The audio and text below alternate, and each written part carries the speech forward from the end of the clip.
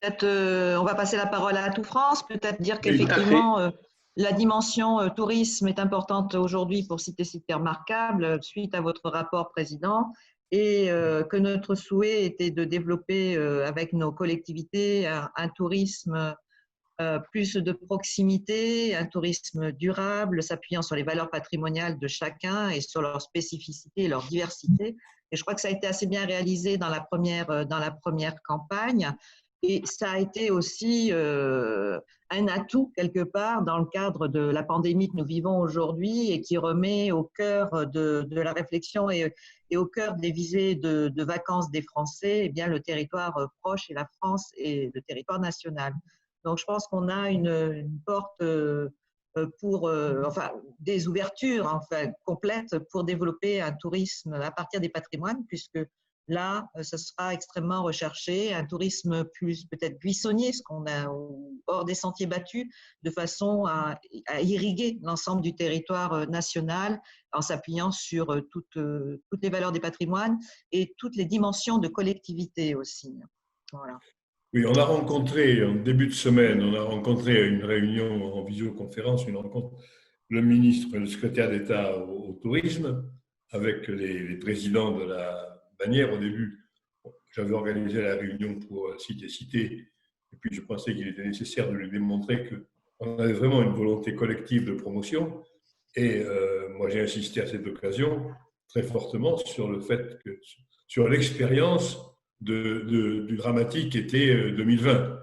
L'expérience a été, et vous en êtes les témoins, je crois, un retour, d'une certaine manière, un retour de clientèle française qui nous échappait en partie.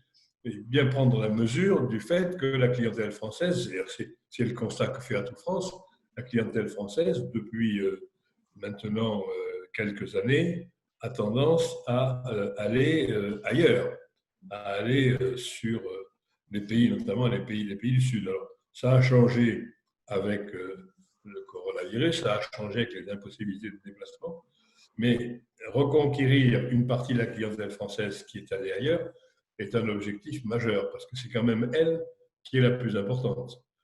Avant les Chinois et les Asiatiques dans leur ensemble. Et la clientèle européenne, je vois que pour la campagne prochaine, on peut cibler la France. Je pense qu'il faut ne pas oublier aussi certains pays d'Europe qui sont très proches de nous et qui sont l'un des apports importants de l'économie touristique. Voilà. On donne la parole à Atout France. Tout à fait. Merci Monsieur le Président, merci Marie-Lise qui avait bien résumé un peu la teneur de la présentation que nous allons vous faire, qui est un peu on va rappeler l'origine de ce partenariat entre Atout France et Cité, l'association, le bilan de la première campagne, comme l'a très bien dit Marie-Lise et Monsieur le Président, le coronavirus qui a rebattu les cartes et ce qu'on vous propose pour cet acte 2, comme on l'a nommé de manière un peu théâtrale. Et ensuite, vous pourrez évidemment, vous aurez tout le loisir pour poser vos questions. Ce que je vous propose, c'est que pour poser les questions, il y a un chat qui sert à cela. Ça évitera parce que comme nous sommes très nombreux, de se mêler les pinceaux. Et Héloïse Fagnier de Cité et Camille Parvaux d'Atout France seront là pour récupérer les questions et prendre la parole pour poser justement ces questions à votre place. Ça évitera certains petits désagréments. La vidéoconférence a de grands avantages, mais aussi des petits inconvénients de temps en temps.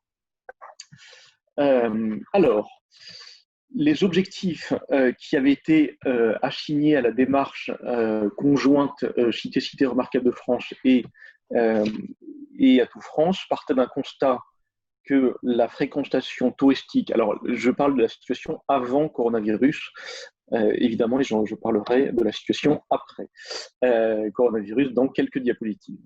Le constat, une fréquentation touristique qui est concentrée sur des sites majeurs, notamment la fréquentation touristique des clientèles étrangères, avec l'objectif général à la fois d'Atout France de Cité Remarquable et de faire la promotion de la France et pour citer de ses adhérents, qui possèdent tous un ensemble patrimonial, parce qu'on est bien, et le président l'a fort justement rappelé, on est bien sur une valeur à la base patrimoniale, et on est sur la mise en tourisme du patrimoine des adhérents de Cité-Cité. Des villes moyennes qui s'imposent comme des destinations touristiques à part entière, on a un peu tendance à voir le tourisme de manière archétypique, c'est-à-dire l'été, les touristes sont en bord de mer, l'hiver, ils sont à la montagne.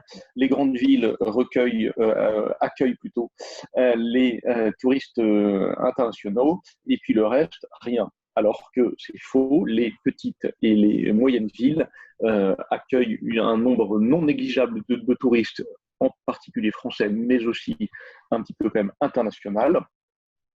Et ces villes-là disposent d'atouts indéniables, disposaient déjà avant le coronavirus d'atouts indéniables, et ces atouts sont devenus peut-être même nécessaires aujourd'hui, des atouts patrimoniaux, des atouts touristiques, des atouts d'un autre tourisme, d'une autre forme de tourisme. Et le coronavirus n'a été que, à notre sens, l'accélérateur de mouvements de fond que l'on sentait depuis plusieurs années sur un tourisme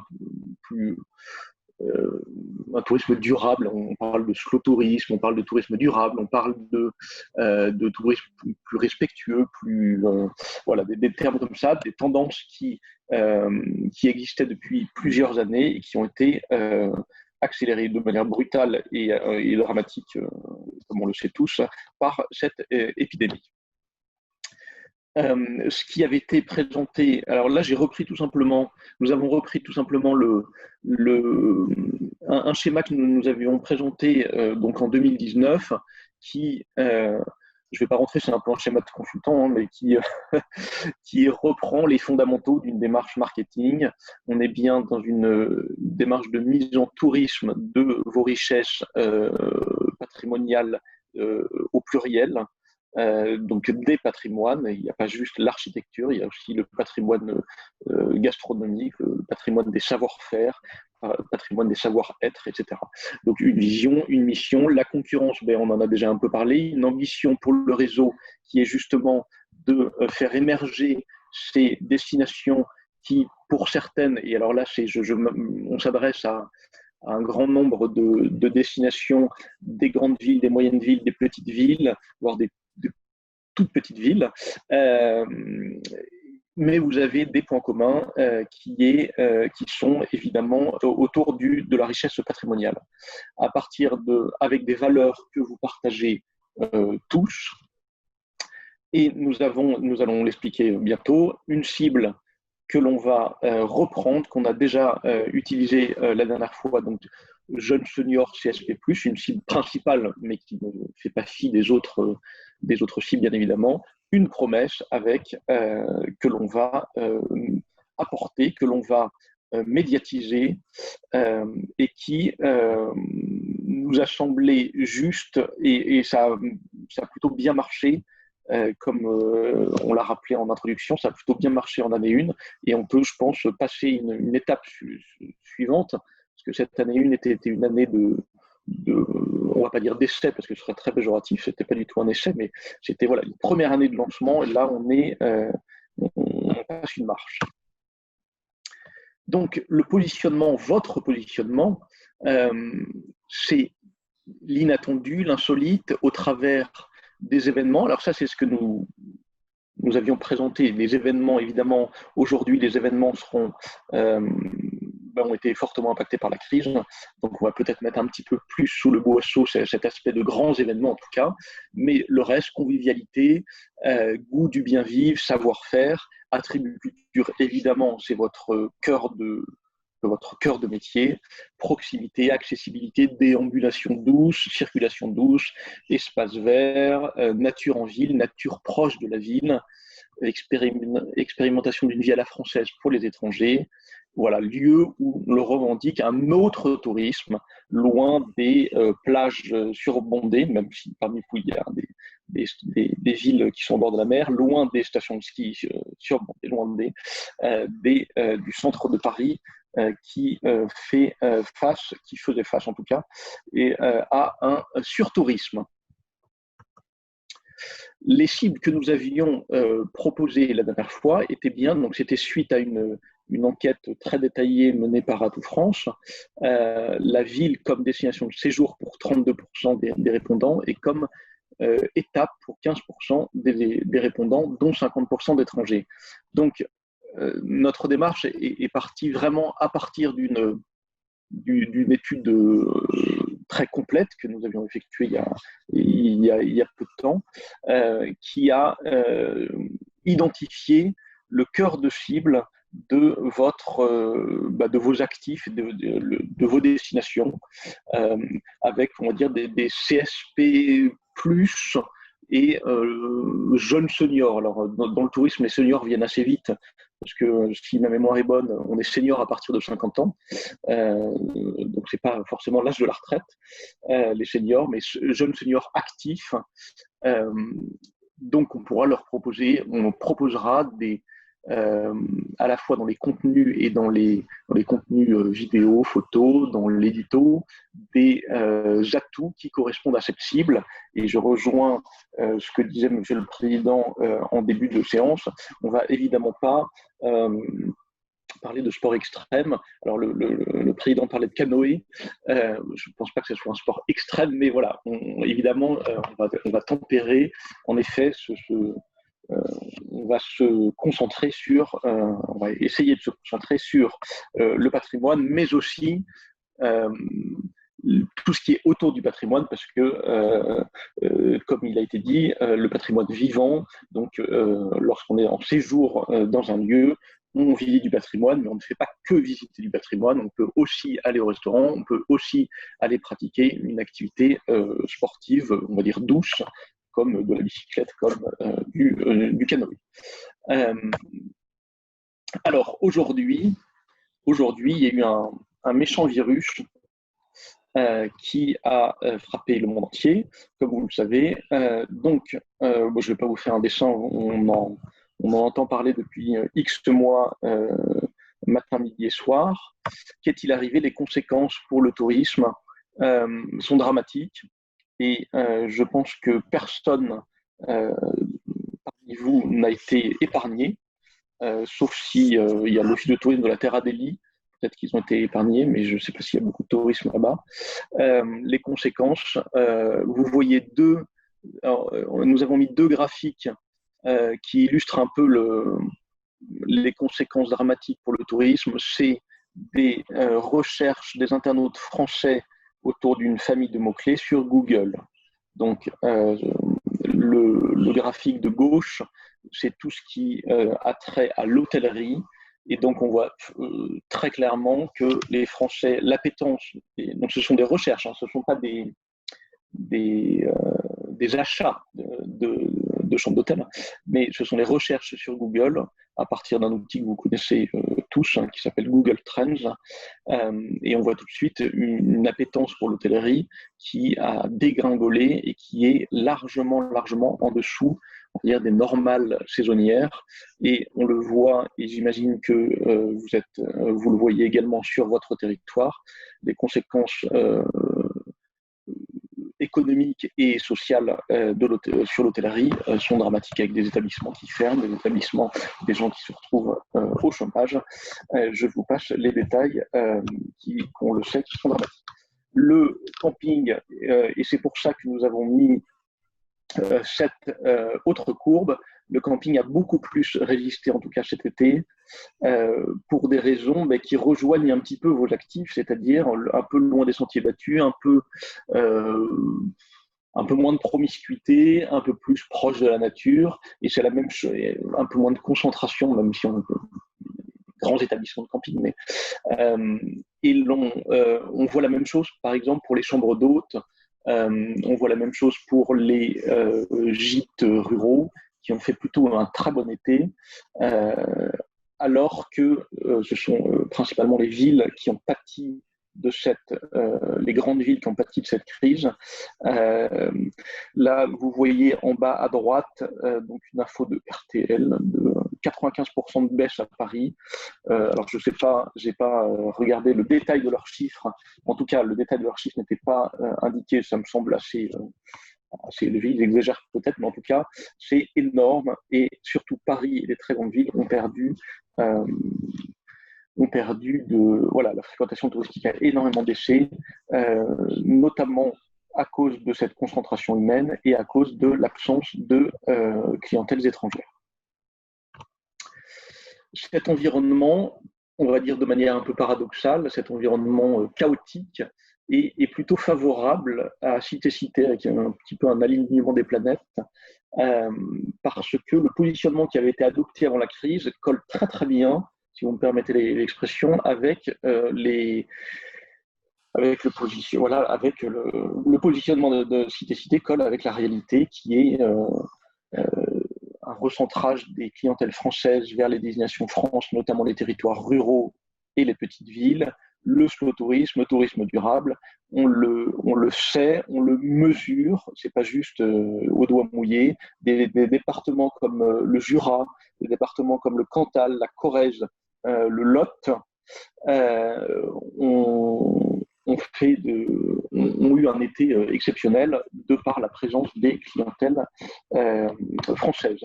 Et donc, ce sont plutôt des territoires à dominante rurale. Donc, environnement favorable. Et puis, au sein de cet environnement favorable, il y a le partenariat, donc c'est bien Cité Remarquable de France et Atout France. Et Atout France a aussi intégré évidemment cette crise dans ses dispositifs de promotion et de communication, avec pour la première fois de son histoire, Atout France a pu intervenir sur le marché national, alors que jusqu'à présent dans ses statuts, c'était sur les marchés internationaux.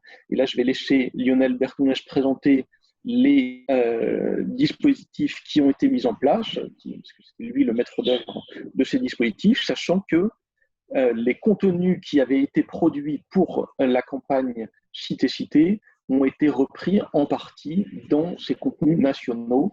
Donc, Cité-Cité Remarquable de France, cette opération s'intègre très naturellement dans l'opération générale de la relance du tourisme français.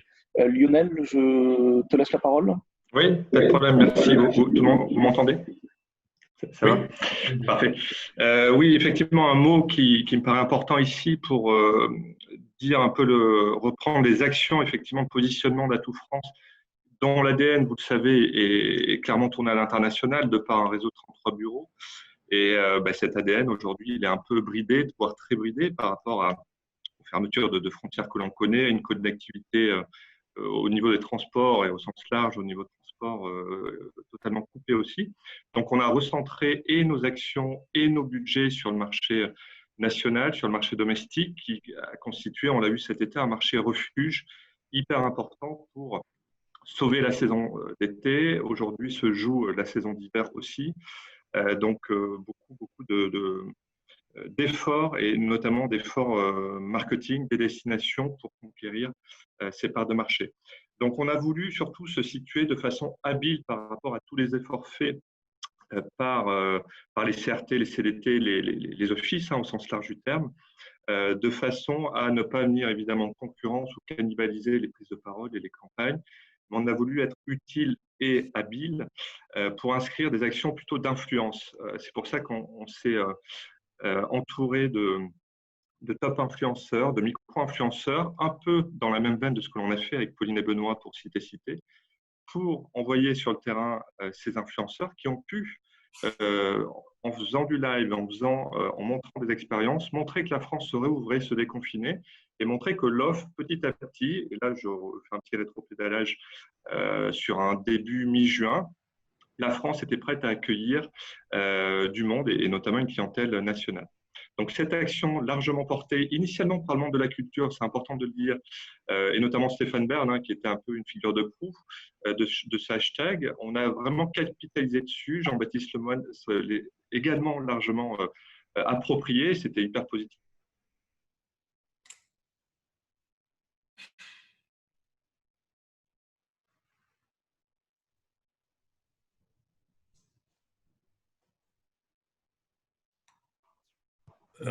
Alors, je crois que Lionel Bertounèche a eu une coupure de réseau.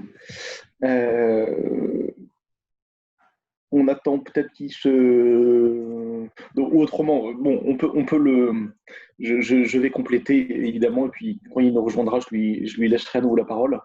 Euh, donc cette campagne, cet été, je visite la France, avec, qui a fait l'objet d'un social wall sur le site france.fr et qui a été une vraie réussite à la fois en termes de portée médiatique et à la fois, je vais remettre ma vidéo comme ça, vous verrez qui parle. Vous m'entendez, Hilaire? Oui, ah bah, voilà, j'étais en train de compléter, mais je te laisse la parole. Pardon, je suis vraiment désolé, j'ai eu une coupure. Allô? Vous m'entendez, pardon? Oui, oui. Oui, désolé, pardon, j'ai des petits soucis de connexion, désolé.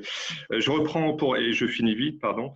Vous avez les chiffres clés qui sont présentés sur la campagne. Donc, encore une fois, l'action d'influence de cet été qui a montré un peu la France qui se déconfinait. Donc, il y a eu beaucoup de partenaires engagés. On a produit beaucoup de contenu. Également dans la veine culture patrimoine, vous avez donc des contenus essentiellement sur les réseaux sociaux, hein, où c'était la façon la plus habile d'être présent, où on a agrégé ensuite sur le social wall tous ces contenus qui remontaient de façon thématisée. Très concrètement, tous les contenus qu'on a pu produire avec Remarkable France arboraient le hashtag cet été je visite la France, de façon à ce qu'il remonte sur le social wall. Donc il y avait comme ça une saine corrélation entre les contenus produits pour Cité couplés au hashtag cet été je visite la France, à la fois en contenus sociaux, des posts, des vidéos. Donc vous avez comme ça les KPI, les indicateurs de performance à gauche, où le social wall tout cet été a vu plus d'1,4 million de visites. On a créé beaucoup de vidéos au sein des territoires. On s'est servi également de contenu Cité, plus de 21 millions de vues des vidéos sur les réseaux sociaux pour un volume total de plus de 10 millions de personnes touchées. Donc, ça a nécessité une quarantaine d'accueils d'influenceurs. Et quand on parle de 40 d'accueils influenceurs, on parle de tout le territoire ciblé, c'est-à-dire de toutes les régions métropolitaines et de 3 régions ultramarines, Martinique, Guadeloupe et Réunion. Donc, c'était vraiment un projet global et vraiment transversal. Fort de cette expérience, on a réellement assis notre position et notre positionnement également par rapport à une crise qui dure plus que prévu pour inscrire nos actions sur le domestique. Et donc, on avait une forte saisonnalité sur cet été, je visite la France, également soutenue par Jean-Baptiste Lemoine. On maintient cette communication, mais sur un spectre un peu plus large, où le hashtag Je redécouvre la France, entendons-le comme une signature, va nous accompagner sur la saison d'hiver, sur la saison 2021. Alors encore une fois, en ce moment, on a un peu freiné cette redécouverte de la France en temps de confinement. On y a adossé le hashtag pour voyager demain, c'est-à-dire on continue à donner envie, on continue à montrer, on revient un peu sur une communication du premier confinement où on était de la maison, from home. Là, on est un tout petit peu plus incitatif pour voyager demain, en espérant que les annonces soient positives, notamment pour Noël, jour de l'an et les vacances d'hiver notamment. Donc, de la même façon, ce hashtag pourrait être tout à fait collé à la communication de Cité pour cette V2.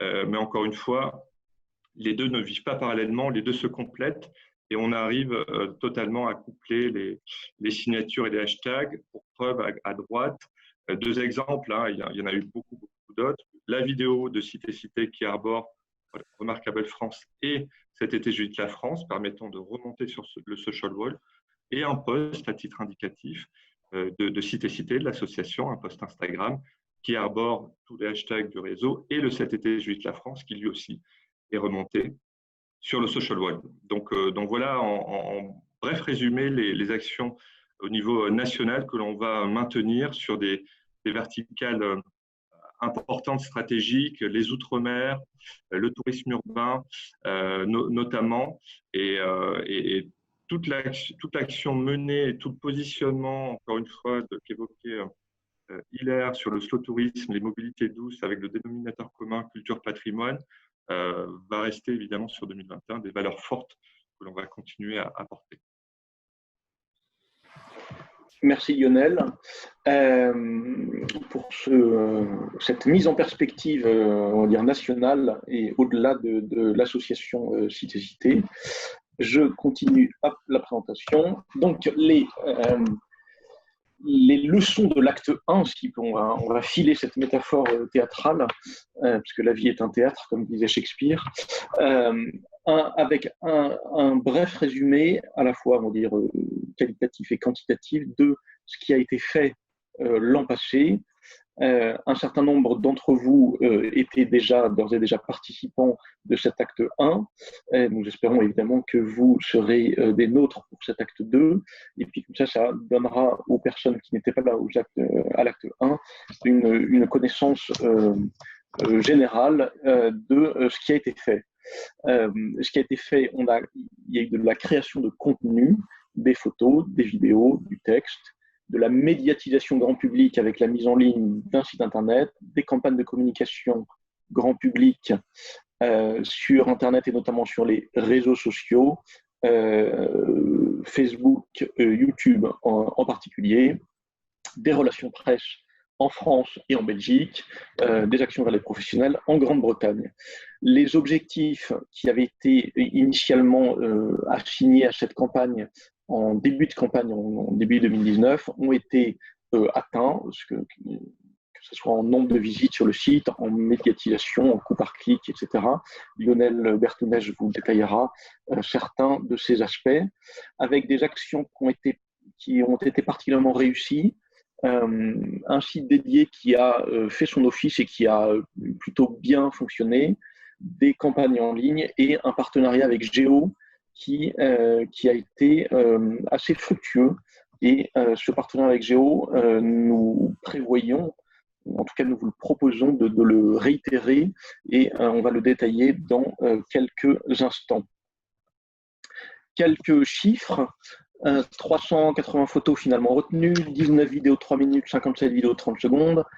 En fait, pour résumer, chacun d'entre vous a pu avoir donc une vidéo longue, 3 courtes, 20 photos, du contenu éditorial, un dossier de presse en français et en anglais, un manuel des ventes, donc présent sur un site internet dédié, des campagnes, une pub dans Géo, une pub dans Plus Magazine, un magazine belge, une journée presse en Belgique, même un prix. Voilà, cette campagne a été dans le top 10 des campagnes d'influence dans le tourisme.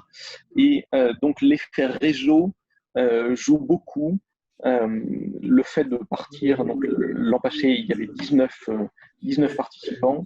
L'effet réseau a été ne correspondait pas à ce que je voulais. Oui, d'accord. L'effet réseau a été un effet levier vraiment important avec un fil rouge qui était un hashtag, on va dire international en anglais, Remarkable France, et que nous modifierons peut-être eu égard à la situation actuelle et de ce qu'on va vous proposer pour cet acte 2.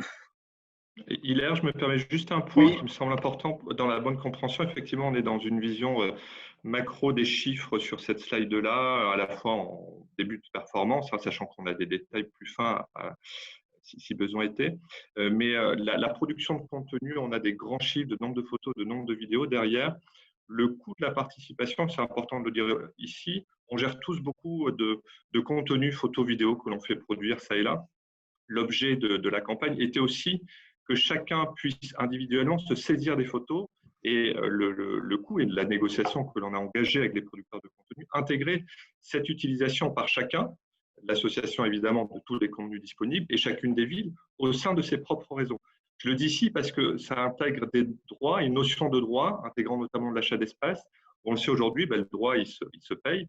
Il était totalement négocié, c'est-à-dire qu'on a pu dérouler notre campagne de communication à l'échelle nationale et internationale. On avait la Belgique et le Royaume-Uni intégrés, tout comme chaque ville participante, en lien avec son apport, pouvait s'approprier fortement les vidéos, les photos pour les diffuser sur ses réseaux, l'office sur ses réseaux et sur les réseaux de la ville, par exemple, ou de l'intercommunalité. Donc, c'est un point important dans la rétrocession des droits à chacun des participants. Voilà, c'est un petit détail. Et d'ailleurs, bon nombre des participants ont utilisé à plein, ont repris à plein ces contenus de photographie, de vidéos et de contenus éditoriaux pour illustrer tel ou tel aspect de leur promotion, et avec un succès, c'est un cercle vertueux, hein, évidemment, à la fois pour leur propre promotion et pour la promotion du réseau. Les actions détaillées, peut-être que Lionel peut, sans rentrer dans les détails trop techniques. Oui, et effectivement, donc là, l'idée c'était de redétailler un peu les deux grandes phases de communication. Donc une première phase, quelque part, qui a souffert, hein, du confinement. On voit que la date de la première prise de parole s'arrête le 11 mars, date qui met tout sur le confinement. Donc on a évidemment stoppé, on était sur le digital, donc on avait une certaine agilité à tout stopper rapidement.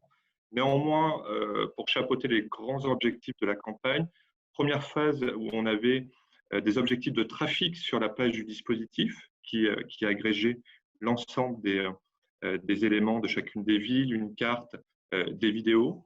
Donc là, les chiffres sont très macro et à l'échelle vraiment consolidée pour tout dispositif. Donc, on parle de 8,4 millions d'impressions, d'un volume de 110 000 visites sur le dispositif, donc de consommation de la page. On a évidemment après des éléments plus précis de temps page, c'est sur page et de nombre de pages vues. Ils ne sont pas repris là, mais on les avait présentés.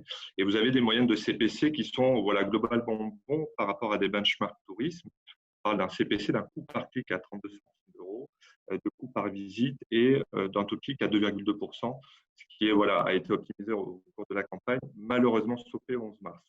Donc ça, c'était la première phase de campagne.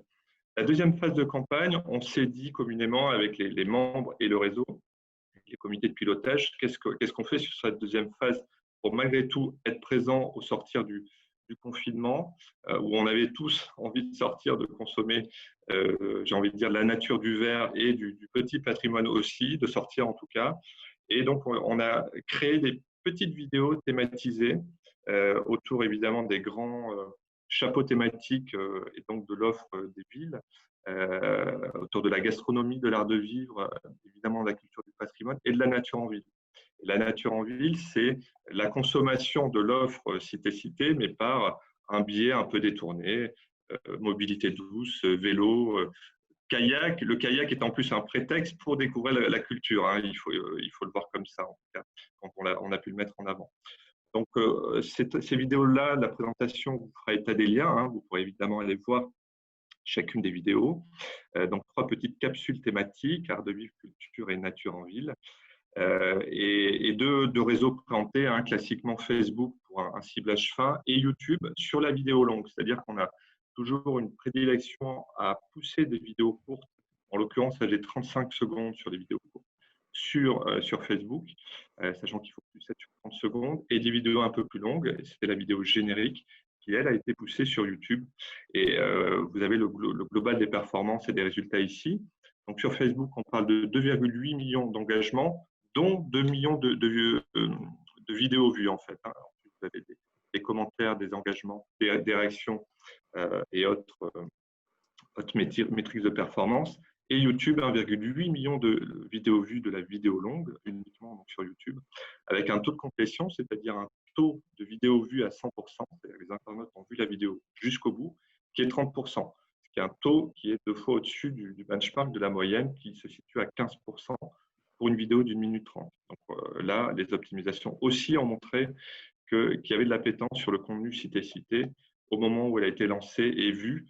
Et cette phase-là, cette deuxième phase de campagne s'est déroulée en 2 temps, immédiatement au sortir du confinement et sur la fin de l'été pour travailler la rentrée. Bon, avec les difficultés qu'on a connues évidemment sur la période, mais l'été, on l'a constaté, était globalement bon sur le territoire métropolitain, sur certaines zones en tout cas du territoire métropolitain. Donc voilà les chiffres vraiment très, très chapeaux de la campagne et des performances médias. Alors, dernier point de bilan de cet acte 1, c'est le partenariat avec le magazine Géo, que vous connaissez tous, avec un partenariat fructueux en termes de visibilité.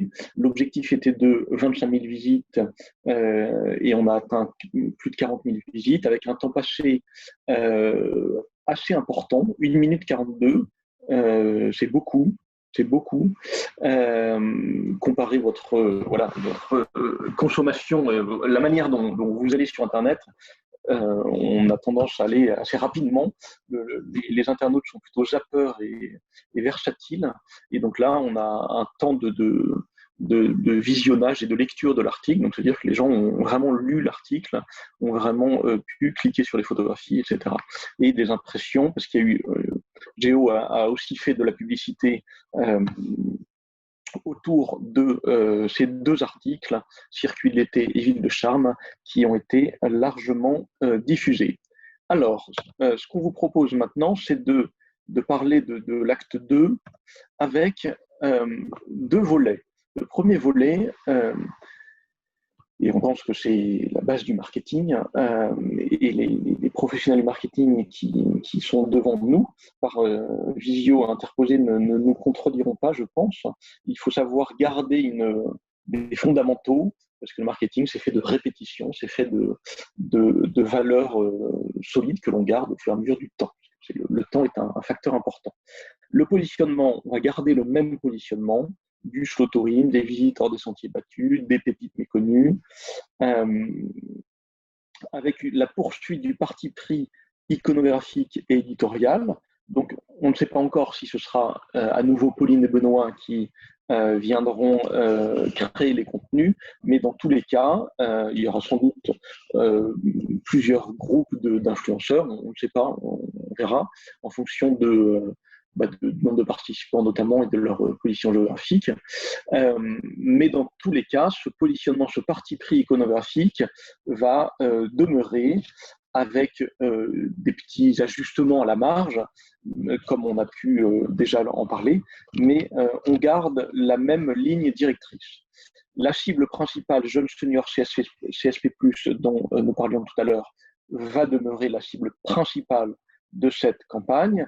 Les autres cibles importantes, comme les familles par exemple, elles ne feront pas l'objet d'actions spécifiques d'actions push, mais évidemment, elles seront accueillies comme il se doit, bien entendu, mais les outils, le contenu de la communication ne va pas s'adresser forcément d'abord à une clientèle familiale avec des attractions dédiées aux enfants, par exemple. On se concentre sur les jeunes seniors CSP+, qui ont un petit peu de moyens, qui ont une appétence évidemment pour le patrimoine, qui voyagent tout au long de l'année, et donc qui est vraiment le cœur de cible du réseau, des membres du réseau de sites et cités. Une attention portée à la médiatisation, ce que disait fort justement Lionel tout à l'heure, c'était que on crée des contenus, on crée beaucoup de contenus. Notre objectif, c'est de pouvoir les médiatiser au maximum et de faire pencher la balance en termes budgétaires, notamment vers la médiatisation. C'est pourquoi on proposera aux villes qui étaient présentes à l'acte 1 si elles le souhaitent évidemment, de reprendre les contenus qui avaient été produits l'an passé et de n'abonder financièrement que sur la médiatisation. On a des ratios, c'est à peu près, on essaye de maximiser la médiatisation, alors pas au détriment du contenu, mais le contenu on l'a. Voilà, mais une fois qu'on a un beau contenu, il faut savoir le valoriser. Une logique de réseau unitaire et de thématique, exactement dans la veine dont on vient de parler, c'est-à-dire qu'il y a un réseau qui s'appelle Cité remarquable de France, et avec une mise en avant des adhérents par thématique. On a parlé de nature en ville, on a parlé de patrimoine, on a parlé de savoir-faire, et qui est, à notre sens, nécessaire au regard des cibles que l'on veut toucher. Et puis évidemment, plus on a une thématique précise, plus la cible bien visée peut y répondre, mais aussi au regard de la diversité importante des participants, des adhérents de Cité, qui permettent un peu de faire en sorte que chacun s'y retrouve à un titre ou un autre dans l'une ou l'autre, ou plusieurs évidemment, de ces thématiques. évidemment, on s'adapte à la nouvelle donne. Donc, vous avez vu le glissement des cibles prioritaires. On parle de petites, moyennes villes comme destination de séjour, mais on ne parle plus beaucoup d'itinérance. On parle plutôt de destination de visite pour des habitants de proximité ou les habitants de la région. Vous avez sans doute remarqué que le petit drapeau britannique a été remplacé par un petit drapeau suisse, la Suisse romande, parce que on va en ce moment, de toute façon, les Britanniques ont de grandes difficultés pour venir en France, donc ce n'est pas du tout le bon moment. Donc on va se recentrer sur les marchés, le marché national et les marchés, on va dire, francophones d'hyper proximité, que sont la Suisse romande et la Wallonie. S'adapter à la nouvelle donne, donc c'est ce que je viens de dire on se concentre sur les marchés d'hyper proximité, on choisit des thématiques un petit peu plus précises, et c'est ce que disait M. Malvy sur le thème, sur le contenu de ce qu'on veut dire dans la communication, la gastronomie, les savoir-faire, l'offre culturelle méconnue, mais aussi, alors la santé évidemment, on va pas mettre en avant la pharmacie et l'hôpital, mais plus du bien-être, on va dire, ou plutôt encore plus que le bien-être, des espaces où on ne va pas attraper le virus, voilà, pour caricaturer un peu. Aller au-delà de la campagne image, c'est aussi un point que nous voulions souligner, c'est-à-dire que l'acte 1 a été clairement une campagne image, donc c'était le lancement. Nous allons tâcher au fur et à mesure d'aller mettre du produit derrière, de l'image toujours, mais aussi du produit, pour pouvoir aller de manière très concrète, que les touristes puissent aller dans la destination promue et dans les destinations promues, évidemment, et entre guillemets, consommer du territoire autant que faire se peut, selon les différents canaux qu'on pourra vous proposer, et puis en fonction aussi de la réponse de l'offre, de votre offre à cette demande. S'adapter davantage aux partenaires, alors avec sans doute une dissociation, non pas dans le fond, mais dans certaines actions de promotion entre les très grandes villes et les moyennes et petites villes. Pour que les très grandes villes, parce que le discours, c'est vrai, jusqu'à présent, le discours était quand même très axé petites et moyennes villes, qui est un peu le gros des troupes de cité-cité, mais parmi vous, il y a des grandes villes, et vis-à-vis de ces grandes villes, il faut quand même aussi qu'elles s'y retrouvent, parce qu'elles sont adhérentes de cité-cité au même titre que les autres, avec, pareil, de la même manière, des pépites patrimoniales méconnues. Donc, on pourra proposer pour ces grandes métropoles quelques actions. Après, évidemment, pour l'instant, ça reste assez théorique, puisqu'on n'a pas nous ne savons pas qui exactement va partir dans cet acte 2. Mais on va essayer de s'adapter davantage à la différentes typologies, différents types de partenaires qu'il y a dans le réseau. Avec une palette d'actions très concrètes que nous vous proposons, des actions vers la presse que l'on va sans doute muscler par rapport à l'an passé, événements presse France, Belgique, Suisse, des dossiers de presse, voilà, mais aussi, et ça c'est des idées qu'on a pu recueillir ici ou là, des box gastronomie auprès de la presse. On envoie une petite mallette, un petit coffret avec des produits du terroir aux journalistes, et on sait très bien que ça les fait venir et que c'est un levier, la gastronomie, on sait que c'est un levier très important pour les journalistes comme pour les touristes, des voyages de presse, et également des campagnes comme la dernière fois, des campagnes en ligne, très fortement, notamment sur les réseaux sociaux, avec de la production de contenu, un dispositif en ligne renouvelé, des campagnes sur les réseaux sociaux, et puis une proposition de changement de hashtag, vu que nous sommes sur le marché, sur des marchés francophones, donc Remarquable France, et ça on en a discuté avec l'association, avec un QU et pas un K, pour être plus francophone, et une intégration, comme l'a rappelé Lionel, une intégration qui a déjà commencé mais que l'on va accentuer au dispositif général de promotion d'Atout France avec Je redécouvre la France et Tutti Quanti. Et un certain nombre d'actions, donc ces actions ne sont pas évidemment exhaustives. Hein. Cette liste n'est pas exhaustive, avec un partenariat renouvelé avec Géo et pourquoi pas, dans cette logique de mise en avant de produits, un partenariat avec Le Bon Coin, avec Voyage Privé, avec Oui SNCF. Ce sont des hypothèses que l'on connaît, que l'on a déjà pratiquées par ailleurs et qui sont tout à fait envisageables à un titre ou à un autre pour les différentes villes qui composent le réseau. On va parler budget. Le budget, comme l'an passé, il n'y a pas d'inflation. Participation de chaque ville partenaire donc de 10 000 euros TTC, comprenant donc l'intégralité on va dire de la mallette avec tout ce qu'il y a dedans en termes de production de contenu et de médiatisation et, comme l'a rappelé Lionel, les droits sur les contenus produits. Et les villes, on propose aux villes qui étaient présentes à l'acte 1 de diminuer, de reprendre les contenus de cet acte 1 et donc de diminuer leur quote-part à 7 000 euros TTC avec donc uniquement de la médiatisation avec ce budget-là. Bien évidemment, si ces mêmes villes souhaitent réitérer, avoir de nouveaux contenus, eh bien, on passe à 10 000 euros comme les nouveaux entrants, si vous me permettez l'expression. Atout France abonde de manière financière, sans compter la valorisation du temps passé qui est aussi importante, tout comme l'association Sites et Cités Remarquables de France, avec une valorisation du temps passé. Comme durant l'acte 1, l'effet levier, l'effet réseau ne fonctionnera que s'il y a un nombre minimal de participants. Il y a des seuils de visibilité, tout simplement, parce que le nombre de participants, c'est un budget. Voilà, il faut être très concret. Et à partir d'un certain budget, on peut être visible, notamment sur Internet, sur les réseaux sociaux.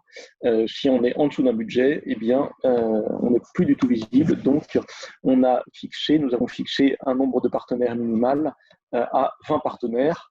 Et la limite maximale, eh bien, il n'y en a pas, simplement.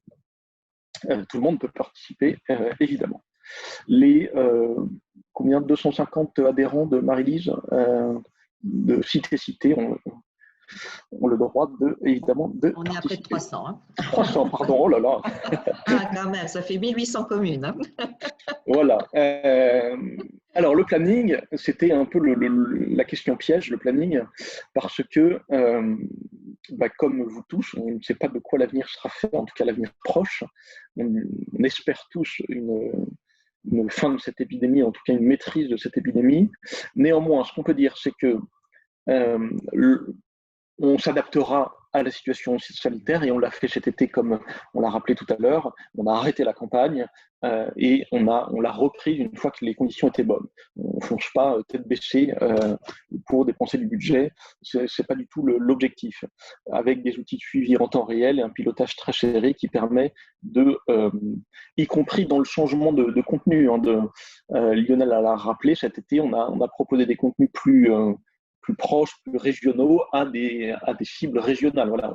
On n'adapte vraiment pas nous n'adaptons pas seulement les outils de médiatisation, mais aussi la manière dont on présente ces contenus. Donc, dès maintenant, on peut commencer à intégrer Sites et Cités et les contenus existants des participants de l'acte 1 à l'intégrer dans le dispositif général de promotion d'Atout France, avec le hashtag Je redécouvre la France, avec, nous l'espérons, au printemps 2021, création des nouveaux contenus et un début de médiatisation très rapide à partir de mai. C'est le planning que l'on espère, que l'on peut vous proposer, sachant que les incertitudes demeurent, bien évidemment, mais ça, nous ne sommes pas Madame Soleil. Et donc les prochaines échéances de manière très concrète, et ça je laisserai la main à Marie-Lise pour le détail des inscriptions à cette campagne. Ce que nous vous proposons maintenant, et je solliciterai notamment Corinne Lespinasse-Taraba pour répondre à vos questions, quant au fond, quant à la forme et quant à la modalité de mise en œuvre de cet acte 2. Merci beaucoup. Merci Hilaire. Peut-être qu'on pourrait aussi bon, je pense qu'il y a des collectivités qui ont déjà participé ou des offices de tourisme. Il y a un moment, il faudra peut-être qu'ils remontent aussi vers nous, nous dire leur ressenti, ou s'ils sont là, je suppose que c'est qu'ils ont envie de poursuivre aussi. Donc, ce sera bien aussi qu'on ait un peu ce retour. On pourrait consacrer une dizaine de minutes à ceux qui ont à nous faire part du vécu de l'expérience, s'ils le souhaitent. Ce n'est pas le sujet principal, mais enfin, ce n'est pas négligeable. Pascal. Pascal Schultz, qui a participé à l'opération 2019 et qui souhaite faire part de ses commentaires. Monsieur le Président, oui, donc nous avions participé à Besançon. Nous sommes satisfaits de cette première année. Nous sommes, conscients que le positionnement est parfaitement adapté à la situation malheureuse que nous vivons. Et nous sommes complètement convaincus de l'évolution des choses, en tout cas de ce qui vient de nous être proposé. J'ai juste, on va dire, une forme de question, entre guillemets, qui fait le pont entre l'expérience 2019-2020 et l'acte 2, comme on l'a appelé. C'est, en dehors de l'aspect financier, les 7 000 ou 10 000 euros, c'était un point précis quand a été évoquée la question de dépasser le stade de l'image, mais d'aller vers les offres, vers les contenus, vers les offres, le concret, on va dire. Et je voulais juste interroger à tout France, comment est-ce que vous voyez les choses? Est-ce que ça veut dire qu'on pourra communiquer, enfin les territoires pourront vous envoyer ou envoyer via un intermédiaire des contenus d'offres précis, des lieux, des nouveautés, etc., pour alimenter la campagne? Comment vous imaginez ça? Hilaire, tu veux formuler un début de réponse? Je pense qu'il y a plusieurs niveaux de réponse potentiellement. Pascal, effectivement, c'est une question qu'on s'était déjà posée en préambule de l'acte 1, malgré tout, savoir comment on arrivait à agréger l'offre. Il se trouve que l'acte 1 a eu une vocation essentielle, c'est de trouver le dénominateur commun en termes de positionnement, d'image et de communication, un peu plus pur et dur, si je puis dire, pour encapsuler et arriver à parler d'une voix commune, ce qui était déjà un pari, mais c'est le pari qui nous était donné, et au final, le résultat, je trouve, est plutôt là, avec les hauts et les bas du fait de la conjoncture. Sur l'aspect offre, effectivement, on peut différencier, à mon sens, des tailles critiques de villes qui ont forcément des produits un peu différents. On a vu que la distribution, notamment sur le WTM, n'était pas là. C'était un peu compliqué d'être présent sur ce type d'événement. Néanmoins, je pense que forcément des villes qui ont une offre plus structurée, Hilaire évoquait partenariat Le Bon Coin, partenariat voyage privé, c'est forcément effectivement des niveaux des villes qui ont une taille critique et une agrégation de l'offre en tant que telle, tarifée, avec de la distribution, avec de l'accessibilité évidemment, pour qu'on puisse commencer à dealer avec des opérateurs pour derrière avoir des mécaniques de vente et de conversion. Donc ça, c'est un niveau, je dirais, le plus abouti dans la distribution avec des opérateurs, des pure players ou des OTA. Je pense que, voyons, on peut poser ce postulat-là, mais pour certaines villes, j'ai envie de dire, et c'est en ça qu'il y aura peut-être une segmentation au sein de l'ensemble des participants. A contrario, sur l'aspect presse, il a évoqué notamment le fait de muscler nos relations presse. Je pense qu'on pourrait assez facilement distiller des offres à cet endroit-là, à destination de la presse, pour engager le grand public à être dans la découverte d'offres déjà un peu clés en main. Je pense que les OT sont là pour nous flécher des produits qu'eux structurent, voire vendent souvent. Et ça me semble être aussi un des moyens pour continuer l'agrégation de l'offre et de l'offre globale cité-cité, où on a commencé un peu, de par les chapeaux thématiques, à le faire, mais je pense que cet acte 2 nous amènera à le faire de façon encore plus structurée, selon, encore une fois, la typologie des villes. C'est important parce qu'il y a forcément des petits villages, faut se dire les choses, comme des villes qui forcément ont déjà une offre hyper structurée et ont eux-mêmes, peut-être Besançon, c'est le cas pour Besançon, des deals avec ces opérateurs, type voyage privé ou Verichic ou d'autres. Bien.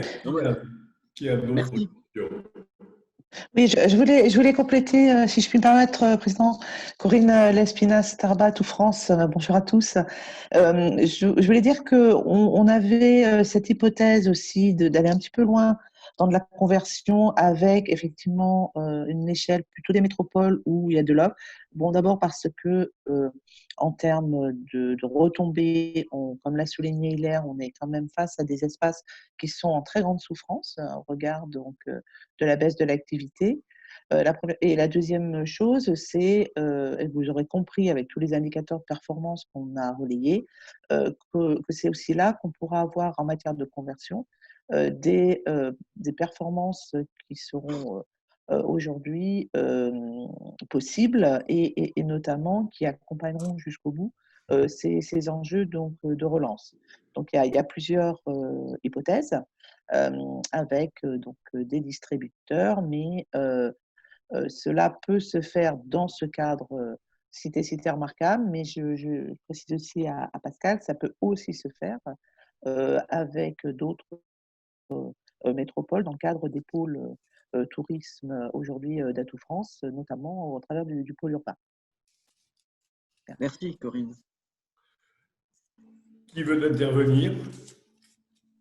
Pierre du Grand Figeac. Oui, merci de me donner la parole. Moi, j'avais un petit commentaire à faire par rapport à deux choses. D'une part, à la cible de clientèle. Vous parlez d'une cible de clientèle un peu comme l'année dernière, plutôt une clientèle senior plus. Moi, je dois attirer votre attention. On a constaté cet été qu'on a eu un rajeunissement de la clientèle et malgré tout une clientèle qui s'intéresse de manière étroite au patrimoine. Une clientèle de proximité, mais pas que. Par exemple, sur Figeac et le Grand Figeac, on a eu aussi une certaine prédominance d'une clientèle parisienne. Donc, j'attire votre attention que ce serait peut-être intéressant de tenir un peu les conséquences un peu de ce qui s'est passé cet été et peut-être se remettre en question et aussi s'intéresser à cette clientèle peut-être plus jeune et qui a peut-être d'autres attentes que la clientèle senior plus. Ça ne veut pas dire ne pas communiquer vers la clientèle senior plus, mais quand même tenir compte de cette réalité. Et deux, en termes d'offres, moi j'abonde dans votre sens et on est capable de faire remonter des offres qui peuvent correspondre à ces différentes typologies de clientèle. Mais on est aussi pas mal sollicité en ce moment par les agences de voyage tour opérateurs qui se recentrent vers la destination de France, eu égard à la situation.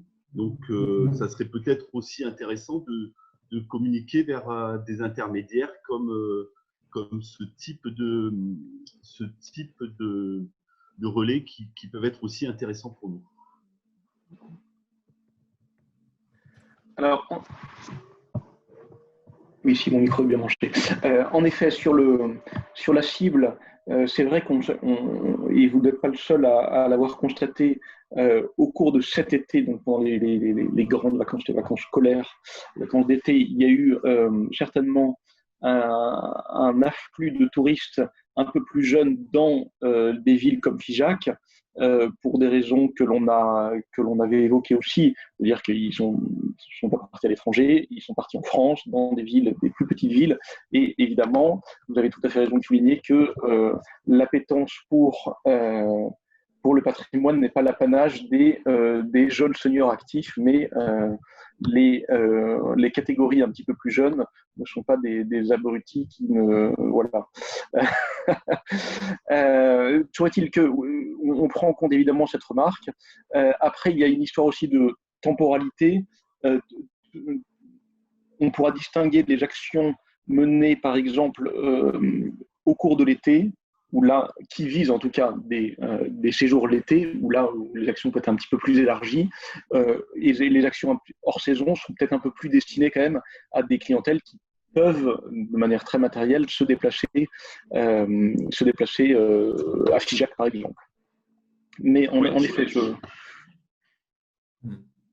Oui, je disais, ça n'exclut pas potentiellement pour toucher cette cible-là, et je pense qu'il faut arriver à travailler à un multi-ciblage, évidemment, surtout par rapport à ce qui a été constaté cet été, dans cette évolution, cette migration peut-être des clientèles observées, d'avoir des des bouts de production qui répondent à cette cible. Alors, on va peut-être pas parler de millennials, mais peut-être de jeunes couples ou de couples sans enfants. Hein. On pourrait mettre peut-être un curseur, encore une fois, pas forcément sur le site millennials, parce que les contenus qui touchent un site millennials sont quand même très particuliers. On n'en est peut-être pas là. Par contre, parler d'une cible plus jeune, je pense que sur cette V2, on pourrait consacrer, hypothétiquement, des bouts de production, qu'elles soient photos ou vidéos, pour segmenter derrière la médiatisation vers une cible effectivement plus jeune, ce qui n'était pas notre cœur de cible, hein, faut se le dire très clairement, dans la V1. Pour autant, on peut totalement l'intégrer et la considérer dans cette V2. Faut-il avoir le matériel adéquat, évidemment. Mais je pense que si l'offre évolue, Oui. la captation et les productions pourront évoluer en conséquence. Et après, il y a aussi une variable très concrète qui est une variable budgétaire.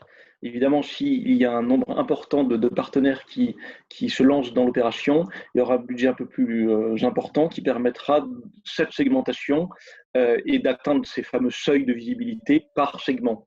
Voilà, donc cette variable est aussi importante dans la prise en compte d'une nouvelle cible. On peut se permettre d'aller s'adresser à une nouvelle cible quand on a les moyens pour.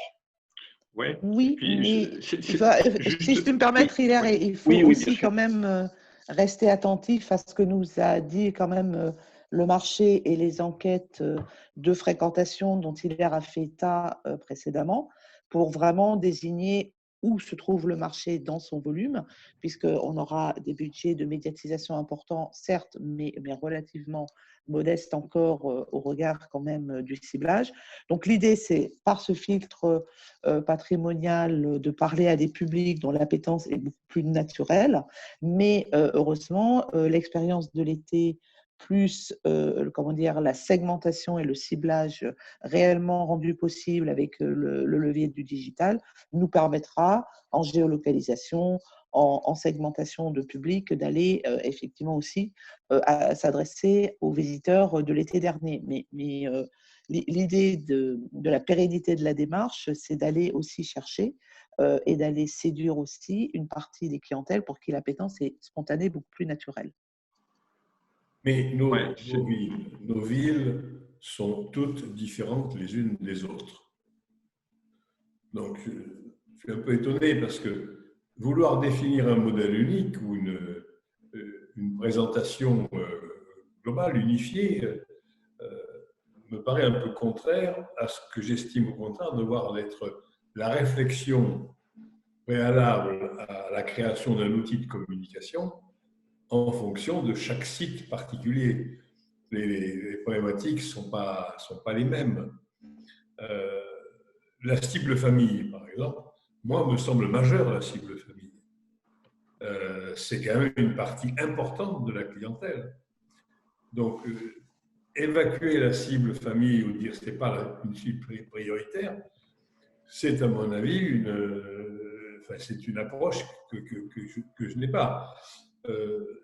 La famille, d'ailleurs, c'est très large. Hein. Ça peut aller de 2 personnes à 4, 5 ou 6 personnes. Sans se cantonner à la ville, je crois que le directeur de FIJAC parlait, aujourd'hui, on est très souvent sur des pays d'arrêt d'histoire. Je pense que la notion de pays d'arrêt d'histoire doit ressortir.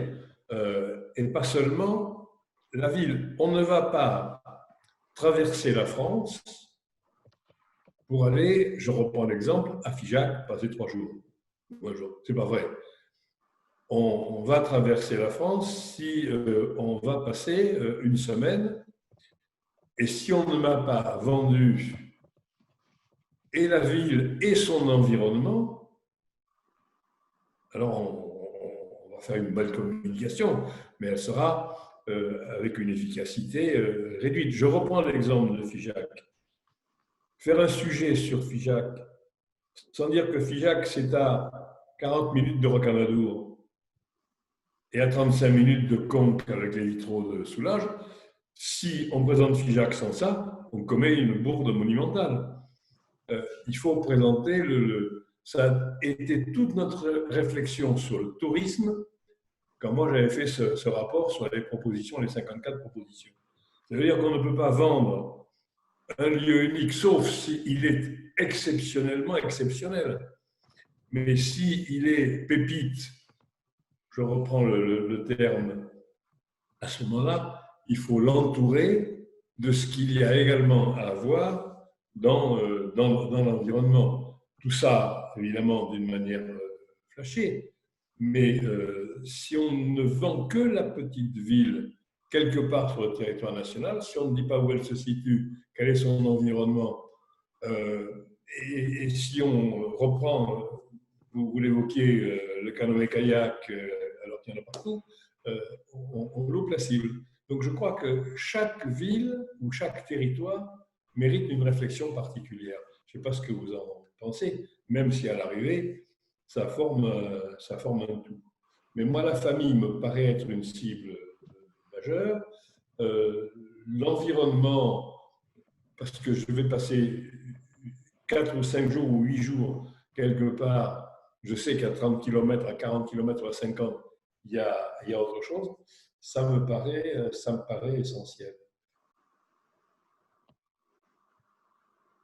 Je ne sais pas si je suis Oui, bien sûr, M. Melvin, mais non, on souscrit absolument pleinement à ce constat. Ce que je soulignais, c'était que la cohérence finalement de la stratégie de communication pour donner à voir ces espaces qui sont effectivement trop méconnus et sans doute souvent injustement méconnus parce que loin un petit peu des grandes locomotives touristiques, et que de toute façon dans les création de contenu, il est vraiment, il appartient à chacun des sites partenaires de montrer ce qu'ils considèrent être l'actif et le joyau le plus probant qui correspond, je veux dire, à tout l'angle et à toute la stratégie de communication. Après, c'est vrai que c'est une action mutualisée, donc avec une multiplicité de lieux et de villes, ce qui fait aussi la richesse de votre réseau. Et il faut qu'on trouve les dénominateurs communs qui vont être les plus performants, puisqu'on s'était engagé avec vous, et vous l'avez vu à travers cette présentation, d'être vraiment, vraiment très piloté par de la performance sur ce sujet pour qu'on puisse collectivement poursuivre, abandonner et sans doute réorienter notre campagne commune. Donc, on va évidemment parler à des familles, on va parler à des clientèles de proximité, on va évidemment capitaliser sur ces nouvelles pratiques tout en ayant aussi, comment dire, un regard vraiment très quantitatif et très étayé de la fréquentation telle qu'elle a pu être observée et relevée dans les études précédentes. Donc, je tiens vraiment à rassurer toutes les villes partenaires, il n'y aura pas du tout de non-famille, si je puis dire, dans ce dispositif, bien au contraire, et que les contenus qui sont réellement dans les actifs des villes partenaires seront mis en exergue par le dispositif de création de contenu. Oui, je pense que je me parie, Corinne, dans le sujet de la famille, il est totalement intégré à la fois dans les contenus et le fait d'adresser des contenus dédiés à la famille, qui constitue une cible prioritaire. La question effectivement de FIJAC était de voir comment on peut élargir la cible si c'est opportun et surtout si on a la matière pour que de façon tactique, on aille cibler une clientèle qui s'est avérée plus jeune cet été et voir dans l'offre et l'offre que les villes pourront nous remonter sur de l'hébergement insolite, sur des activités un peu plus dédiées sur encore une fois, cette cible plus jeune, on peut la toucher et montrer des choses en adéquation avec la consommation de la cible. L'enjeu est toujours cette bonne adéquation. Donc, de façon tactique, on pourra, si les villes ont une offre suffisante et suffisamment, avec un poids suffisant, la montrer et la porter. Ça me semble tactiquement intéressant, en tout cas, bien sûr. Il y a aussi la notion de territoire qu'évoquait le président, parce que c'est vrai qu'on a ici, vous le soulignez tout à l'heure, des villes de toute taille. Ce qui est la richesse d'ailleurs de ce réseau, c'est d'avoir une réflexion sur la promotion des patrimoines avec des petites villes, des villes moyennes et des grandes villes, sans dissocier les unes des autres, ce qui me dérangerait moi un peu. On verra après quels sont les produits qui pourront être réalisés. Et ça, c'est vrai que c'est plutôt peut-être les villes moyennes et les grandes villes qui ont pu créer jusqu'à présent des produits. et une offre spécifique, et encore c'est à voir. Mais je crois que ce qui est important, c'est qu'avec ces villes, on a à la fois une ville et son territoire, c'est-à-dire qu'on ne peut pas faire l'impasse quand on a, et on l'a vu lors de la première campagne. C'est vrai que pour certaines villes, c'était la ville et son territoire alentour. Je pense à Saint-Jean-d'Angély, je pense à Figeac et le Grand Figeac, etc. La ville n'a pas été dissociée de son territoire et ça fait une offre multiple de ce fait, à la fois sur la dimension des patrimoines bâtis, paysagers, culinaires, etc. Et je crois que ça, il faut le garder à l'esprit pour la prochaine campagne. Je crois que ça coule de source. Marie-Lise, Catherine Sadan, Semur-en-Ossois. À ce que tu viens de dire, j'ajouterais un point en complément de ce que disait le président Malvy tout de suite, c'est l'aspect financier des petites communes. 10 000 € pour une petite commune, c'est beaucoup. 10 000 € pour une grande ville, c'est rien du tout. Donc, ça crée aussi une différence entre les petites villes et les grandes villes. Et les petites villes ont aussi besoin d'avoir des outils de communication comme ceux-là qui me paraissent particulièrement intéressants. Mais si c'est trop cher, on ne peut pas y accéder. Et on a besoin du coup d'avoir le moyen d'accéder d'une manière ou d'une autre. Alors, soit avec une différenciation des prix suivant la taille du territoire, soit une ouverture plus large du territoire qui ferait que ça devient supportable et qu'on peut rentrer dans la même offre que des grandes villes. C'est un vrai sujet. C'est un vrai sujet. On va pas le régler là, mais c'est un sujet dont il faut peut-être qu'on débatte. Il faut peut-être dire un mot quand même. Pour certaines collectivités, l'an passé, c'était le cas. Alors, je ne sais pas ce que… André, ben voilà. Oui, voilà, André, maire de Figeac. Oui, bah, comment nous, on a fait l'an dernier, on a partagé avec la communauté de communes, avec le Grand Figeac. C'est pour ça qu'il faut voir l'aspect, au-delà de la ville, l'aspect communauté, l'aspect pays pour pays remarquable ou d'arrêt d'histoire, et puis partager, puisqu'effectivement, il y a des gîtes, il y a des restaurants, il y a des animations autour de la petite ville. Et donc, l'idée, c'est de dire, sur 10 000 €, la ville-centre met 5 000 et puis le reste du territoire met 5 000 à se partager. Ça devient beaucoup plus supportable. Est-ce qu'il y avait d'autres interventions ou est-ce qu'on peut continuer? Moi, je ne suis pas sûr qu'il y ait une différence notable entre la grande ville et la petite ville. Nous sommes dans un réseau. Nos campagnes de communication, c'est la campagne du réseau. Qui vient voir nos campagnes de communication? Je pense par définition des femmes, des hommes qui s'intéressent au patrimoine, sinon ils vont voir ailleurs. Quand ils voient Remarquable France, ils se doutent bien que ce n'est pas forcément une publicité pour aller se dorer sur la plage au soleil. Il y a une connotation patrimoine. Donc, il y a une identité sur le patrimoine, les patrimoines. Tout à l'heure, on parlait, je ne sais pas qui parlait des châteaux, qui parlait de Stéphane Bern. Stéphane Bern, c'est des châteaux. Les patrimoines, c'est plus loin que les châteaux. C'est l'espace public, c'est l'ensemble des bâtiments d'une ville, c'est l'habitat de la ville. Ça forme un tout. C'est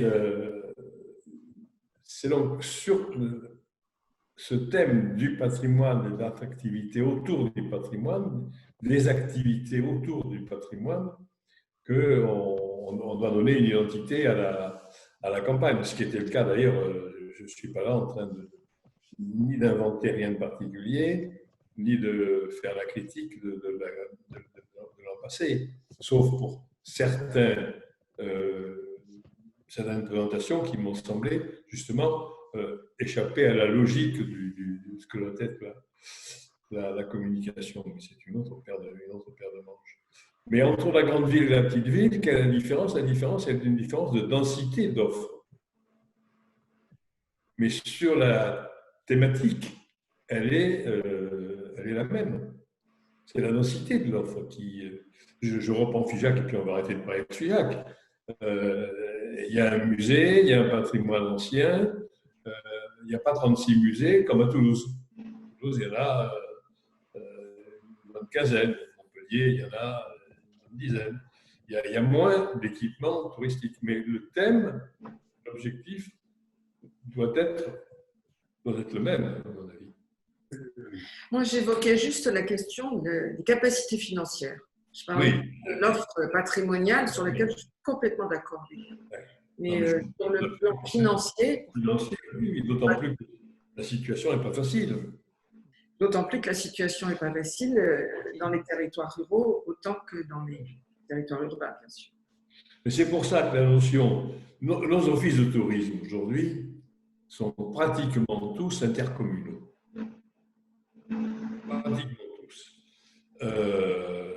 Tout à l'heure, Marie-Lise Ortiz parlait du nombre de communes que nous retrouvons dans le réseau. Nous avons pratiquement 300 adhérents, 280 adhérents. Et on compte au total à peu près 1800 communes. Eh bien, c'est tout simplement la conséquence des pays d'arrêt d'histoire qui se sont multipliés avec le temps. Ce sont eux qui fabriquent à partir de 300 villes socles, qui fabriquent 1800 communes adhérentes dans les pays. Donc, je pense qu'on peut, c'est ce que disait André Mélanger, le partage de l'effort entre le territoire, le pays et la ville-centre, c'est sans doute une des solutions pour sortir du problème que vous soulevez, qui est un vrai sujet, qui est un vrai problème. Alors, est-ce qu'il faut demander davantage à la grande ville qu'à la petite commune? C'est ce qu'on fait déjà sur les cotisations. Peut-être qu'on peut, Président, peut-être qu'on peut essayer d'avancer parce qu'on a donné une date limite et je pense qu'on va avoir des personnes qui risquent de partir. Donc, on peut peut-être avancer avec Hilaire. Est-ce qu'il y avait d'autres points à traiter sur la suite? Hilaire a disparu. Oui, non, il est réactif son micro et sa vidéo. Ce qu'on s'était dit, Marie-Lise, et ce qu'on vous propose à tous, c'est j'imagine en plus que vous avez tous des arbitrages budgétaires qui, là, on est en pleine période du vote des budgets. On avait imaginé une réponse fin décembre, tout début janvier, pour un comité de pilotage de lancement à la mi-janvier. C'est ce qu'on s'était dit, Marie-Lise. Oui, je pensais que tu voulais intervenir aussi sur d'autres points, non, par rapport à la seconde campagne. Je pense qu'on a fait le tour. Alors, pour ceux qui… Évidemment, cette présentation sera publique. Le réseau la diffusera. Et d'ailleurs, je crois même que la réunion a été enregistrée ou la réunion… Donc, tout ça est évidemment public et puis on le transmettra. Ça, il n'y a pas aucun problème. Il faut aller assez vite parce que les communes vont voter leur budget. C'est ça. Tout à fait. On en est bien conscient. C'est fin de l'année, première semaine au pluriel de l'année prochaine. Mais tout à fait. C'est pour ça qu'on proposait effectivement que bien que les communes qui sont intéressées ou les intercommunalités ou les offices de tourisme, parce qu'il y a pas mal d'offices de tourisme qui sont là aujourd'hui, si vous avez des questions aussi peut-être sur cette campagne, de façon à pouvoir prendre des décisions ou porter le projet auprès des décideurs locaux, qu'on puisse en parler maintenant, parce que c'est vrai que ce serait bien que fin décembre, on sache vers où on va, si on est 20, si on est 40 ou si on est 5. Pour nous, l'effort aussi est différent, parce qu'on a mis pour nous et à tout France d'ailleurs, l'effort est différent parce que c'est vrai qu'en termes d'accompagnement, etc., ça veut dire aussi beaucoup de choses par rapport à l'effort que l'on peut faire aussi au sein de Cité. Hein. Donc voilà, donc ça serait bien qu'on le sache. Et puis si vous avez ces questions, comme les questions posées Catherine Sadon sur le portage financier, mais je crois qu'André Ménager a donné une réponse qui me semble tout à fait cohérente par rapport à l'intercommunalité et la répartition des charges qui peut être faite. Donc voilà, donc et peut-être aussi d'autres retours par rapport à la première campagne ou en tout cas les questions par rapport à la seconde campagne. Comment est-ce que vous la voyez? Comment est-ce que vous êtes prêts? Est-ce qu'il y a déjà un intérêt manifeste? Pascal disait qu'il était intéressé pour un second temps. Voilà, donc Pascal de Besançon. Voilà. Après, s'il y a des questions très particulières, vous pouvez évidemment nous contacter par ailleurs en privatime, on va dire, soit l'association, soit à tout France, ou les deux en même temps évidemment, et on pourra répondre à chacun de manière précise et de manière, on va dire, adaptée à la situation de chacun. C'est aussi l'objet, parce que je vois que l'heure tourne et que, comme disait Marie-Lise, il y a certaines personnes qui commencent à quitter la réunion pour d'autres impératifs. Moi, je voudrais les rassurer, voilà, ceux qui sont encore là.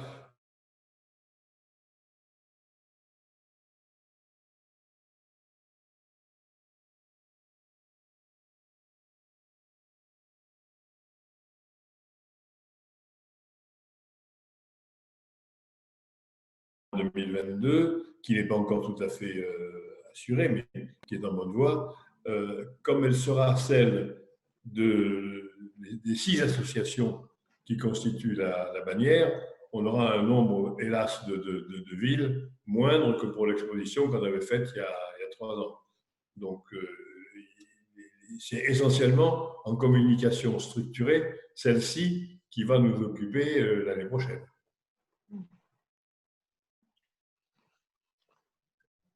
Moi, pour donner un témoignage de ceux qui en ont bénéficié l'an dernier, on repartira. C'est pour rassurer ceux qui auraient des doutes en disant, effectivement, il y a toujours des choses à améliorer. Je crois que ça a été vu, ça a été dit. Une campagne de communication, c'est toujours compliqué, surtout quand on l'a fait sur multisites.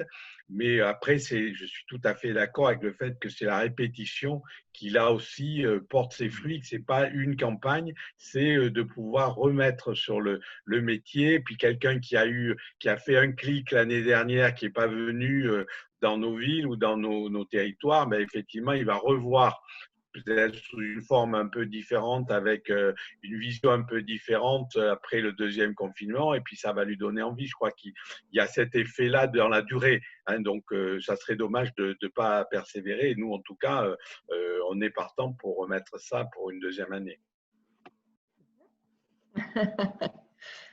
Le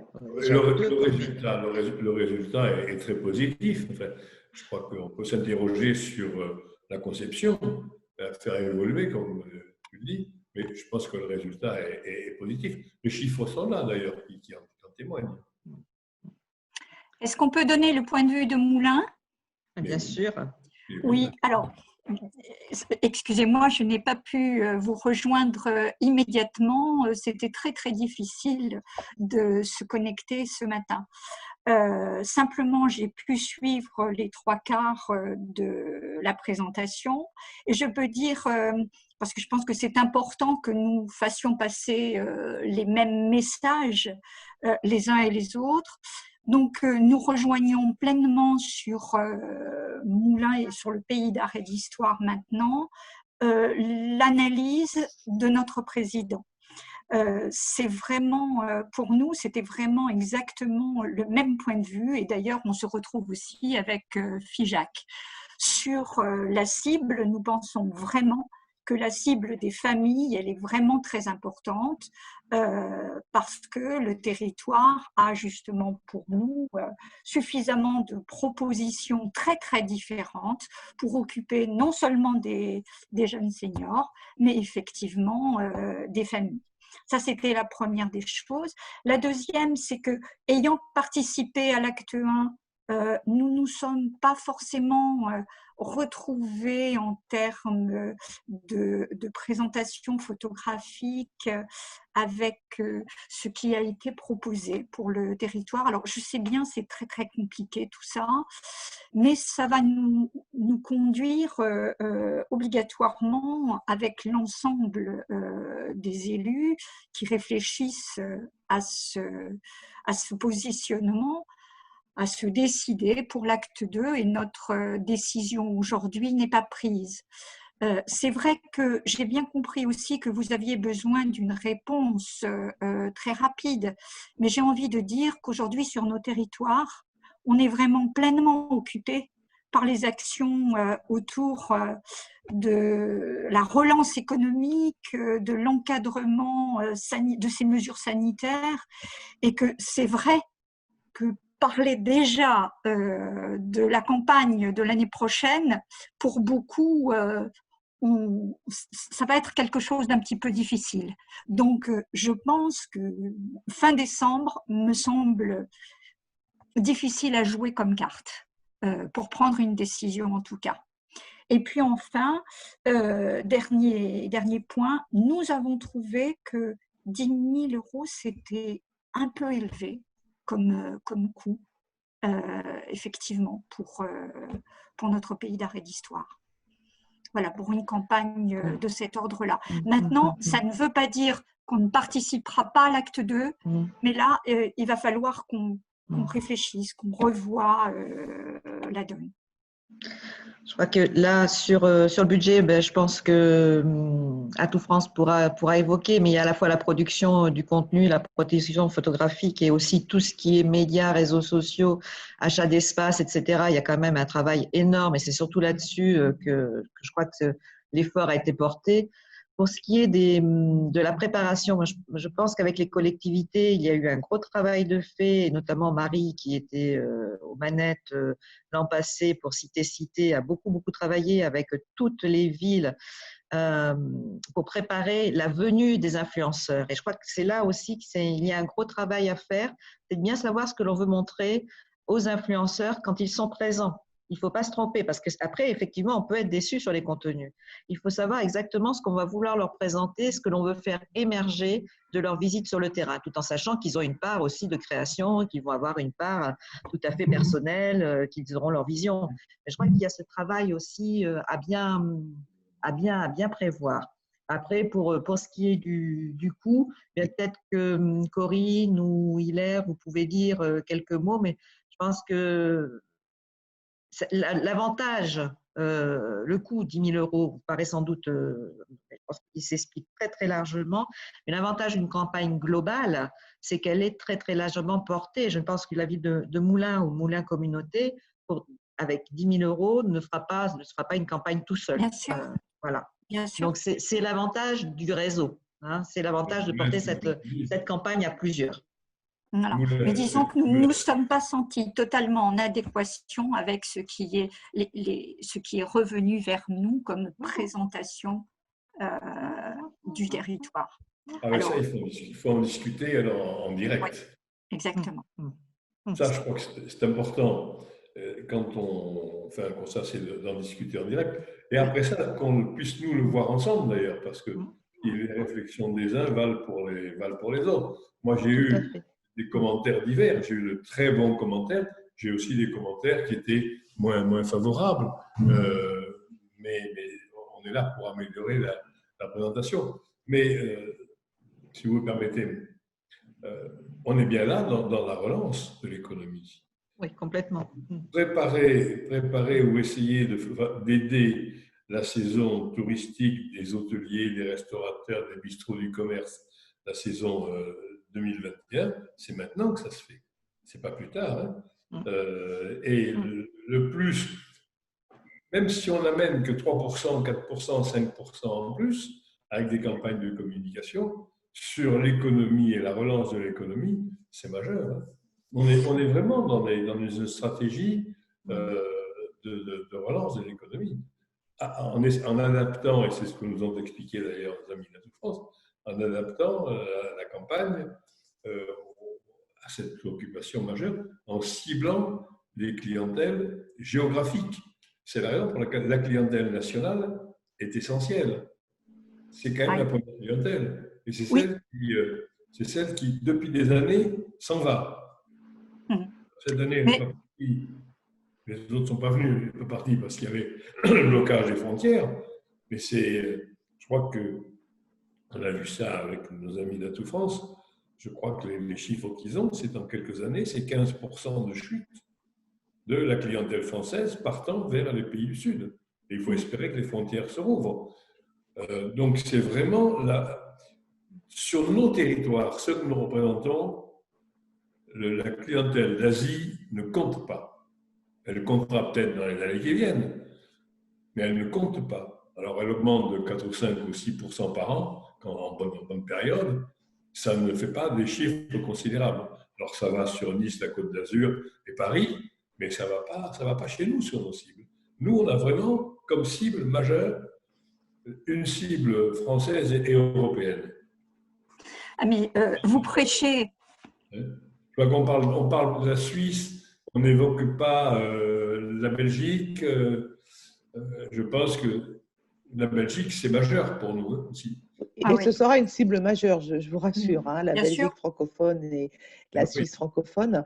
C'est vrai que cette année, on va rationaliser parce que, comme vous l'avez très bien souligné, l'ouverture aux frontières est progressive, on a un marché britannique qui est très atone, et donc on va éviter peut-être des charges qu'on avait eues inhérentes à des frais de traduction, par exemple, ou des créations de contenu en langue anglaise. Mais au-delà de ces considérations, c'est réellement à cause de la dynamique du marché français dans toutes ses composantes, familiales, jeunes seniors, qui vraiment nous laissent à penser qu'il faut donc complètement aller vers ces marchés. Et concernant le budget, c'est vrai que le marketing est d'abord un sujet un peu capitalistique, si je puis dire. Ça coûte très cher d'être présent, de payer la médiatisation qui vous a été exposée, de garantir cette récurrence.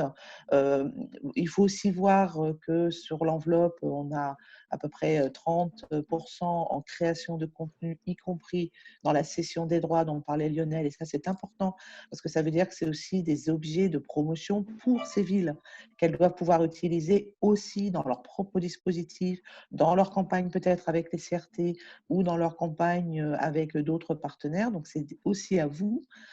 Et donc, c'est plutôt un investissement à moyen terme, si je puis dire, parce que ça a quand même une durée de vie de 2 à 3 ans. Et tout le reste, ça héberge évidemment ce qu'on appelait les pages d'atterrissage de la campagne dans les dispositifs digitaux. Et surtout, ça paye la médiatisation, les mots-clés, les annonces sur les réseaux sociaux. Et c'est vraiment des sujets de taille critique qui vous permettront aussi d'apprécier, et on vous en remercie, la performance dont on a fait état. Mais cette performance, elle est aussi rendue possible, assez basiquement, vous m'excuserez de l'expression, parce qu'on y met des moyens. Et je voulais aussi vous dire que, et ce n'est pas tout à fait l'habitude sur tous les sujets, mais qu'Atout France injecte aussi des moyens de fonds propres financiers pour accompagner cette campagne, et que dès l'année prochaine, tout le dispositif dont parlait Lionel, du hashtag « Je redécouvre la France », privilégiera aussi les contenus connus. Donc, on a vraiment là plusieurs leviers importants, même si on entend parfaitement la difficulté des communes, et on vous laisse peut-être le soin, Marie-Lise, enfin président, d'étudier un peu plus avec les villes intéressées quelques modalités à ce moment-là. Mais réellement, pour faire levier, il faut aussi ces moyens. Juste une petite précision. Pardon. Quelle date faut-il donner comme date butoir pour les inscriptions? On avait évoqué la fin de l'année parce qu'on était conscient que les votes intervenaient maintenant. On a beaucoup parlé avec les votes de budget qui nous disaient que les budgets étaient votés maintenant, quand c'est en tout cas financé par l'Office de tourisme, ce qui n'est pas toujours le cas. Après, si vous avez besoin d'un temps complémentaire à fin janvier, on peut évidemment être souple. Non, mais on sait très bien, Corinne, on se donne fin décembre, Président, pour voir quelles sont les villes, et que les villes reviennent vers nous aussi pour si elles ont des doutes, si elles ont d'autres questions, aussi bien vers Héloïse Fagné que vers Atout France. Vous pouvez revenir vers nous à tout moment pour qu'on réexplique, qu'on rediscute, sachant que, effectivement, si on veut commencer la campagne dans les temps et avoir les images aussi et faire l'appel pour avoir des influenceurs, il faudra le faire quand même au printemps. Enfin, les images, il faut les faire à la belle saison. Donc, il faudrait que fin décembre, effectivement, on sache à peu près qui sera présent, combien on sera dans cette campagne, tout en sachant qu'on ira peut-être jusqu'au 15 janvier, mais après, ça devient quand même très compliqué pour lancer une campagne pour l'été. Donc, nous, ce qu'on vous propose aux villes et aux offices de tourisme qui sont intéressés par la campagne, c'est de revenir vers nous déjà, ne serait-ce que pour nous dire que vous êtes intéressés, et après, on verra jusqu'où, si vous finalisez la proposition, mais déjà qu'on sache quels sont les territoires intéressés. Oui, on peut déjà avoir dans un premier temps une liste de villes disant ça nous intéresse, sous réserve de confirmation du vote du budget. Et ce qui permet d'avoir une idée intérêt pour la campagne, sous réserve de toute façon, c'est comme ça, hein, sous réserve du vote par le conseil municipal ou par le territoire. Et là, on pourrait fixer ça au 15 décembre. Oui. Et après ça, la décision définitive, on pourrait attendre, je ne sais pas, fin janvier. Oui, Président, c'est très bien. On peut se dire vers jusqu'au 15 décembre, de toute façon jusqu'à Noël, et puis après qu'on sache au niveau des budgets s'ils ont été votés ou pas, parce que c'est important effectivement de finaliser. Non, parce que les budgets se votent en début d'année. Oui, parce que ça veut dire que s'il y a 20 ou 40 villes, 20, on avait pris un couple d'influenceurs. S'il y a une quarantaine de villes, ce sera peut-être d'autres influenceurs. Il faudra avoir plus, et ça veut dire un financement un petit peu différent. Pour nous aussi, il faut qu'on sache où on va, puisqu'on avait assuré l'intermédiaire par rapport au financement, puisque nous, on a fait des conventions avec chaque ville qui a participé. Et donc, on était la plateforme intermédiaire pour cela. Donc, il faut qu'on sache aussi ce vers quoi on va en termes financiers. Si je peux me permettre, pour aider à la décision de nos collègues qui vont voter les budgets, il faut le présenter dans le plan de relance. Hein, c'est ça, pas forcément dans une vision pour l'été prochain, mais dire on a justement, on fait aujourd'hui dans toutes les villes et les communautés qui ont la compétence économique beaucoup pour le commerce, on investit en promotion, en click and collect, en plateforme, etc. Et de dire ce qu'on peut faire pour l'hôtellerie-restauration et l'hébergement qui sont aujourd'hui fermés, c'est ça, et on le fait dans le package plan de relance, parce que sinon, effectivement, ça paraît comme une charge supplémentaire. Il faut le voir plutôt comme un investissement économique pour l'année 2021. Mais c'est sûr. Ouais, sûr. Bien sûr. Bien. Très bien. Président, excusez-moi, est-ce qu'on pourrait avoir communication des diapos qui ont été présentés là? Parce que ça permet d'étayer aussi tout à fait. le discours dans l'Assemblée. Merci. Très bien. Monsieur Vallier, autre chose?